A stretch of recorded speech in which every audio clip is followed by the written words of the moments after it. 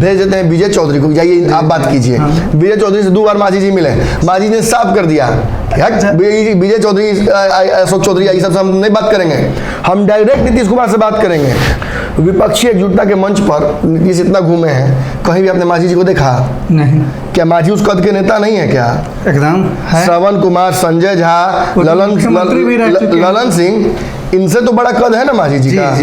खास तौर पे तब जब वो शर्त रखते हैं सीटों की, और फिर नीतीश कुमार के पैरेलली अमित शाह और बीजेपी के बड़े नेताओं से मुलाकात भी करते हैं, फिर वो डिनाई करते हैं कि नहीं मुलाकात मेरी कोई राजनीतिक नहीं हुई है, विभिन्न पहलुओं पर चर्चा हमने की है।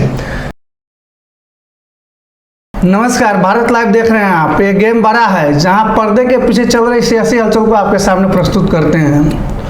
कल रात पूरे अपने दलबल के साथ जीतन राम मांझी नीतीश कुमार से मिलते हैं।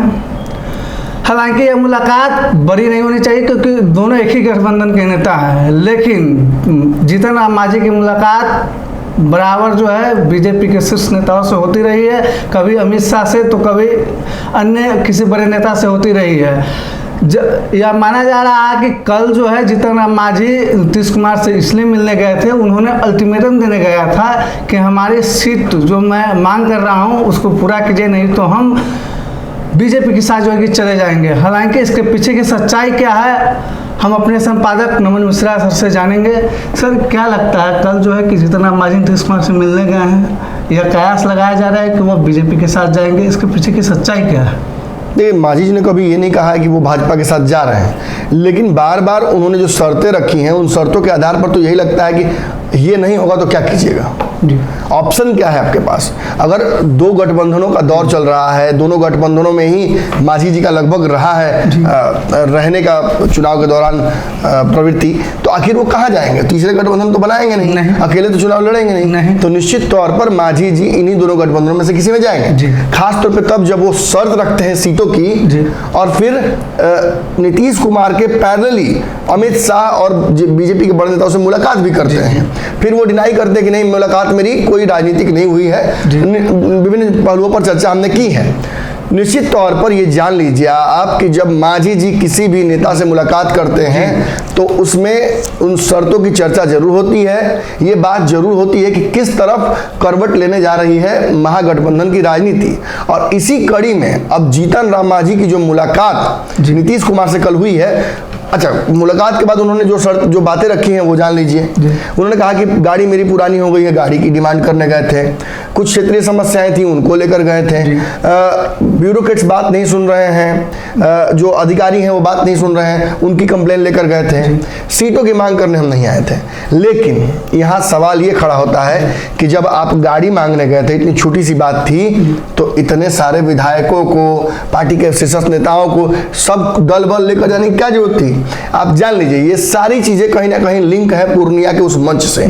नीतीश कुमार ने पूर्णिया के मंच से, मैंने तभी कहा था, जो दर्शक उस समय देख रहे होंगे चैनल को उनको याद होगा, मैं बार बार कह रहा हूं कि नीतीश कुमार ने एक बयान देकर कि आपको कहीं जाना नहीं है, आपको सब बुलाता है लेकिन आपको जाना नहीं है, आपको पहले भी हम दिए हैं ना, हम ही आपको बनाएंगे, हम ही देंगे, ये बात कहकर नीतीश कुमार ने अपने हाथ कटवा लिए मांझी के सामने। मांझी को ये ब्रह्मास्त्र मिल गया कि जब जब नीतीश कुमार से उन्हें कुछ चाहिए होगा या नीतीश कुमार किसी जगह पे उनकी अनदेखी करेंगे तो वो नीतीश कुमार को वो शर्त याद दिलाएंगे और कहेंगे कि आपने कहा था ना कि आप दीजिएगा और आपने नहीं दिया, तो आप नहीं दिए तो अब हम तो स्वतंत्र हैं। आप जब अपना कसम, तीसरा कसम, देखिए नीतीश का भी तीसरा कसम है और मांझी का भी तीसरा कसम है। मांझी 3 बार बोल चुके हैं कि नीतीश कुमार के साथ ही रहेंगे, नीतीश कुमार के साथ ही राजनीति करेंगे, 3 बार बोल चुके हैं। कसम खा के बोले हैं, फिर कहे कि मरते दम तक रहेंगे, ये सारी बात उन्होंने कही है। और नीतीश कुमार ने भी 3 बार मांझी जी को वादा किया अब तक कि आपके साथ न्याय मैं ही करूंगा, और इस तीसरी कसम को नीतीश कुमार ने तोड़ दिया। कैसे तोड़ा? विपक्षी एकजुटता के मंच पर नीतीश इतना घूमे हैं, कहीं भी आपने मांझी जी को देखा? नहीं। क्या मांझी उस कद के नेता नहीं है क्या? एकदम है। श्रवण कुमार, संजय झा, ललन सिंह, इनसे तो बड़ा कद है ना मांझी जी का। जी। मैं तो कहूंगा तेजस्वी यादव से बड़ा कद है मांझी जी का। मुख्यमंत्री रहे हैं तो अगर इतना बड़ा कद है तो उस मंच पर अगर नीतीश कुमार के समकक्ष दिख जाते मांझी जी तो गलत हो जाता। सर एक ये वादा खिलाफी है कि नहीं नीतीश कुमार की तरफ से? फिर एमएलसी के चुनाव में आपने सुना कहीं मांझी जी की चर्चा? नहीं कर दूर दूर तक कहीं नहीं। आपको पता होगा कि मांझी जी की एक और मांग लंबित है कि एक और मंत्रिमंडल में को शामिल किया जाए। जी, इस पर कोई चर्चा? कोई चर्चा नहीं। उनकी मांग है कि कोऑर्डिनेशन कमेटी बने, इस पर कोई चर्चा? कोई चर्चा नहीं। नीतीश कुमार खुद बात नहीं करते हैं जब कोऑर्डिनेशन की बात होती है, और जब वादा खिलाफी नीतीश कुमार कर देते हैं मांझी जी से तो जानते क्या करते हैं? अवॉइड करते हैं मांझी जी को डायरेक्ट मिलने से, भेज देते हैं विजय चौधरी को, जाइए आप बात कीजिए। विजय चौधरी से 2 बार मांझी जी मिले, मांझी ने साफ कर दिया विजय चौधरी अशोक चौधरी ये सब हम नहीं बात करेंगे, हम डायरेक्ट नीतीश कुमार से बात करेंगे। मैं नीतीश कुमार के चलते इस गठबंधन में हूँ और नीतीश कुमार से सीधी बात करूंगा। नीतीश कितना अवॉइड कर सकते हैं? नहीं कर सकते। 7 दलों के गठबंधन का नीतीश कुमार ने बनाया है तो कहीं ना कहीं इस गठबंधन का मुखिया नीतीश कुमार होते हैं मुख्यमंत्री के तौर पर, और उन्हें सभी दलों का ध्यान रखना होगा। ऐसे में जो वादा खिलाफी नीतीश कुमार से हुई है उसके चलते मांझी अब स्वतंत्र हैं। जी नहीं सर, बात तो एक और है कि कल जाके अचानक से अल्टीमेटम दे आना, ये तो एक बड़ी बात है। हो सकता है कि पीछे से बीजेपी द्वारा ये सीट फाइनल करे। आपने बहुत अच्छी बात कही, आपने कहा कि नीतीश और मांझी की मुलाकात होती रहती है, ये बहुत बड़ी बात तो नहीं है, तो फिर इतना क्यों कौतूहल हो रहा है इस चर्चा को लेके?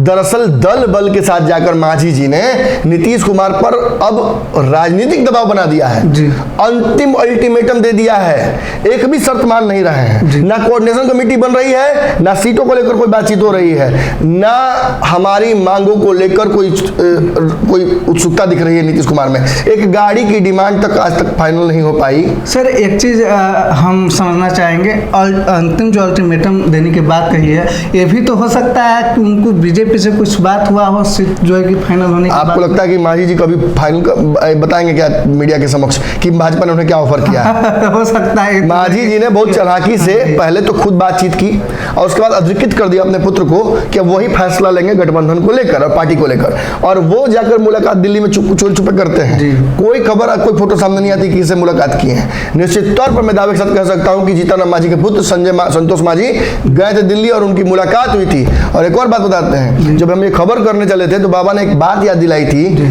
कि आज तक मांझी का रिकॉर्ड यही रहा है कि जब चुनाव आता है तो मांझी जी अगर नीतीश के साथ रहते हैं तो चुनाव में नीतीश के खिलाफ हो जाते हैं। ये ट्रैक रिकॉर्ड रहा है। आप 14 के बाद से जब मांझी जी चुनाव लड़ने गए हैं तब तक का ट्रैक रिकॉर्ड देखिए। अगर नीतीश के साथ रहे हैं, जिस गठबंधन में रहे हैं उसके खिलाफ गए हैं, यानी अगर एनडीए में थे तो अगला चुनाव लड़े हैं महागठबंधन से, और अगर महागठबंधन में से अभी हैं तो 24 का लगभग तय उस पैटर्न से है कि वो ये तो जो है कि आप नहीं कहना चाहते कि वह जो है नीतीश से भले ही मिल रहा है लेकिन वो बीजेपी के साथ जो कि लास्ट तक चले जाएंगे। नीतीश से मिल रहे हैं और बहुत ईमानदारी से वो नीतीश कुमार को ये कल बोला है कि इतनी सारी मांगे हमारी हैं और हल्का भी आपकी तरफ से कुछ इस पर चर्चा नहीं हो रही है, आप भाव नहीं दे रहे हैं। आपने पूर्णिया के मंच से सबके सामने कह दिया कि आप हमें सब कुछ देंगे। ठीक है, राजनीति में सबको महत्वाकांक्षा होती है। मांझी ने तो साफ कर दिया कि उनको मुख्यमंत्री बनने का शौक है, उनके पुत्र को मुख्यमंत्री बनाने का उन्हें मन है। कम से कम तेजस्वी यादव से तो पढ़ा लिखा उनका पुत्र है, ये वो बात उन्होंने कही है। अब बताइए ऐसी स्थिति में इतनी महत्वाकांक्षा मांझी जी के पास है। सर तो ये तो एक बहुत बड़ी बात हो गई। आप अगर ये मुख्यमंत्री की मांग रखते हैं तो तेजस्वी कहाँ जाएंगे? मांझी जी भी ये बात जानते हैं जब ये बात कहते हैं कि तेजस्वी इतना बड़ा ध्यान धारण का नहीं है, लेकिन बहुत महत्वपूर्ण है। आज भी महागठबंधन की सरकार में 4 विधायकों की संख्या है ना इनकी, तो अपने विधायकों को लेकर साथ क्यों गए? देखिए निश्चित तौर पर ये पावर प्रैक्टिस है मांझी का। मांझी बात समझ गए हैं कि नीतीश तेजस्वी ये जो बड़े दल हैं ये आपस में इतना माने उलझे हुए हैं सीटों को लेकर, समझौते को लेकर, विपक्षी एकजुटता को लेकर कि कोई ध्यान ही नहीं दे रहा है मांझी जी के ऊपर। और ऐसे में मांझी जी सर्वाइव नहीं कर सकते हैं, खास तौर पर तब जब भाजपा ने उन्हें खुली ऑफर दे रखी है कि आप जब चाहे आइए, आपके बेटे को केंद्र में मंत्री बनाएंगे, राज्यसभा की सीट भी देंगे और 1-2 सीट आपको जो चुनाव में हो सकता है। गया की सीट तो आपको पता ही है कि अगर मांझी नहीं जाएंगे तो एक IAS ऑफिसर लगातार पड़े हुए पीछे भाजपा के। तो ऐसी स्थिति में जो शर्तें हैं मांझी जी की और जो ऑफर उनको भाजपा से मिला है, इसके आधार पर नीतीश की तीसरी कसम टूटते ही मांझी आजाद हो गए हैं। मांझी पर कोई दबाव नहीं है, नैतिक कोई राजनीतिक दबाव नहीं है कि वो नीतीश के साथ ही रहें। जी जी। जो सामने वादा खिलाफी नीतीश कुमार ने की है, उस वादा खिलाफी के आधार पर मांझी कभी फरार हो सकते हैं। क्यों? क्योंकि कल के बयान में उन्होंने एक और चर्चा की कि नीतीश कुमार हमको कितनी सीट देंगे, इस पर हम कैसे बात करें। जी जी। वो राज्यसभा देंगे, एमएलसी देंगे, क्या देंगे वो तो उनको तय करना है। जी जी। जब राज्यसभा उन्होंने कह दिया तो आप जान लीजिए कि राज्यसभा उनको भाजपा की ओर से ऑफर हो चुका है। वो समझ गए हैं और उन्होंने नीतीश कुमार को समझा दिया कि देख लीजिए हमको ये सब चीजें मिल रही हैं वहां से, आपको क्या देना है आप तय कर दीजिए।